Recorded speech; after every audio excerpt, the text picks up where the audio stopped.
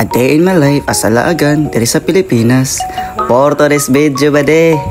Og karong adlaw bade manglakaw ta gikan sa Alming Guest House Cagayan de Oro City bade kay matuto sa Iligan City ug atong laago ng pinakasikat nga laganan diri sa tibuok Mindanao bade. Ang Paseo de Santiago bade sa dili pa na bade ato sang iplastar atong mga gamit bade adiserta manglakaw bade. Og karon bade manglakaw na gyud ta tuwara kani atong view ang nibungad sa ato bade pagkawas hinay-hinay din tagbaklay bari pero gihapit kog 7-Eleven badi wa ko kabantay na amday 7-Eleven diri ubos sa Centrio Tower badi wa gid ko nagdaom ani pero mamalit sa tag Vitamilk badi pampagana sa tong adlaw pero atika badi first time gyud ako ni nakita ang 7-Eleven ubos sa Centrio Tower badi pero sa dili pa na badi sulod sa ta sa Ayala badi kay mga unta